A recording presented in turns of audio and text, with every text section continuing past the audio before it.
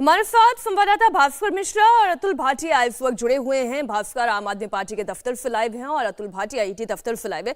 पहले एक बार ईडी से इनपुट अतुल ये चाहेंगे कि समन वो कितने भी भेजे अरविंद केजरीवाल तय कर चुके हैं, जब तक उन्हें प्रोटेक्शन नहीं मिलता वो भी ईडी के सामने पेश नहीं होंगे। अगला ईडी का स्टेप क्या होने जा रहा है? देखिए मीनाक्षी, निश्चित रूप से दिल्ली के मुख्यमंत्री अरविंद केजरीवाल की दिक्कतें काफी बढ़ गई हैं। जिस तरीके से लगातार वो इन सम्मन को गैर कानूनी बता रहे थे, अब वो इन्हीं सम्मन के खिलाफ हाईकोर्ट का उन्होंने दरवाजा जो है वो खटखटाया है। मंगलवार को हाईकोर्ट में याचिका लगाई गई थी कि उन्हें प्रोटेक्शन दिया जाए, लेकिन कल जिस तरीके से सुनवाई हुई बुधवार को, कोई भी प्रोटेक्शन दिल्ली हाईकोर्ट की तरफ से दिल्ली के मुख्यमंत्री अरविंद केजरीवाल को नहीं दिया गया।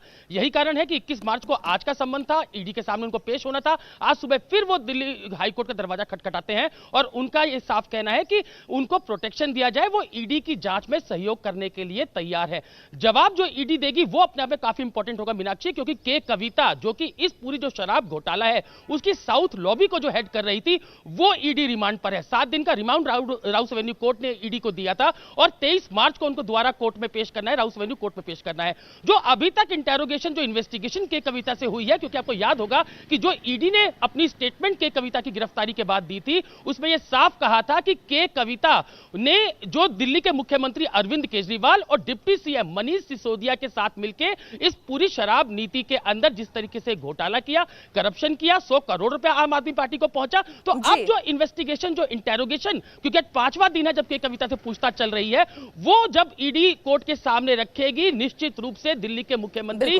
अरविंद केजरीवाल की दिक्कतें और काफी ज्यादा बढ़ेंगी। भास्कर भी हमारे साथ जुड़े हुए हैं। भास्कर, आम आदमी पार्टी की स्ट्रैटेजी क्या है? क्योंकि वो जिस प्रोटेक्शन की बात कर रहे हैं, क्या ये प्रोटेक्शन एक्सपेक्ट करिए आम आदमी पार्टी उसे मिल जाएगी?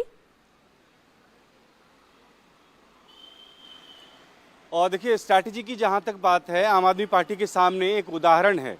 झारखंड के सीएम को 9वां समन मिला था, वो गए नहीं थे, उसके बाद उनकी गिरफ्तारी हो गई थी। 9वें समन पे पेश होने से पहले अरविंद केजरीवाल के द्वारा 2 बार हाईकोर्ट का रुख किया गया।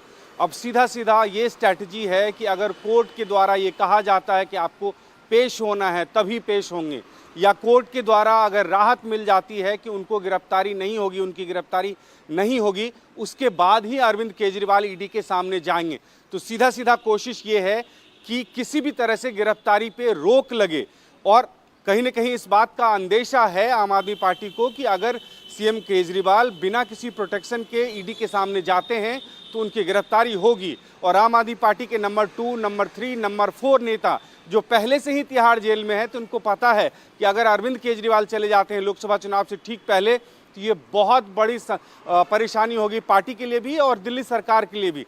लिहाजा कोशिश ये है कि उनके पास जो भी लीगल वे मौजूद है, कोई भी कानूनी रास्ता मौजूद है, वो सब का इस्तेमाल करना चाहते हैं। कहीं से भी राहत मिल जाए तो ये एक बहुत बड़ी राहत होगी ईडी के लिए, ईडी के सामने पेश होने के मामले में उनके लिए।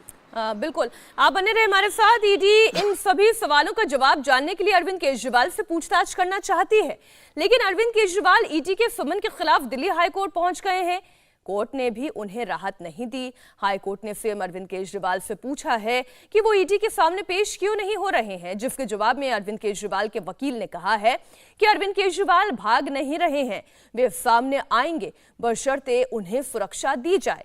इसके साथ ही हाईकोर्ट ने आके पूछा कि आपको पेश ना होने से कौन रोक रहा है। ईडी पहली या दूसरी पूछताछ में किसी को गिरफ्तार नहीं करती है। इस पर अरविंद केजरीवाल ने, उनके वकीलों का कहना यह है कि मनीष सिसोदिया और संजय सिंह को ईडी गिरफ्तार कर चुकी है। ईडी केजरीवाल को भी गिरफ्तार कर सकती है। अरविंद केजरीवाल जी को ईडी बार बार समन्स भेज रहा है। इन समन्स को चैलेंज करने के लिए, ये समन्स कानूनी है कि गैर कानूनी है, इस पे फैसला करने के लिए अरविंद केजरीवाल जी ने हाईकोर्ट मूव किया। ईडी ने इस पिटीशन का बहुत विरोध किया। ईडी ने हाईकोर्ट से बार बार कहा कि इसको खारिज किया जाए, लेकिन ईडी के पुरजोर विरोध के बाद भी हाईकोर्ट ने इस मैटर को सुनने का निर्णय लिया है। उन्होंने ईडी को नोटिस दिया है और ईडी को अब इस पूरे मामले में हाईकोर्ट में जवाब देना होगा। अरविंद केजरीवाल आम आदमी पार्टी के नेता बार बार जांच एजेंसी की पूछताछ पर सवाल खड़े कर रहे थे। आज एक बात तो साफ हो गई कि आप कानून से बड़े नहीं हैं। ठीक है, कोर्ट ने कहा जांच एजेंसी अपना जवाब देगी, लेकिन आपको कोर्ट में ईडी के सामने जाना पड़ेगा, आपको जवाब देने पड़ेंगे और जो भी सच है वो सामने आएगा। कोर्ट ने भी कहा कि आप जांच से भाग क्यों रहे हैं, उसका रीजन तो बताइए ना। तो उसका कोई जवाब इनके पास है नहीं, क्योंकि शराब नीति में घोटाला हुआ है, जल बोर्ड में घोटाला हुआ है, ये तो सत्य है, सबको जानकारी में है। आप कानून से बड़े नहीं है, आपको जांच एजेंसी का सामना भी करना पड़ेगा और जवाब भी देना पड़ेगा। तो मैं अरविंद केजरीवाल और उनकी आम आदमी पार्टी के सभी नेताओं से कहता हूं कि अब झूठी बहानेबाजी छोड़िए, जांच का सामना कीजिए, कोर्ट में पेश होइए।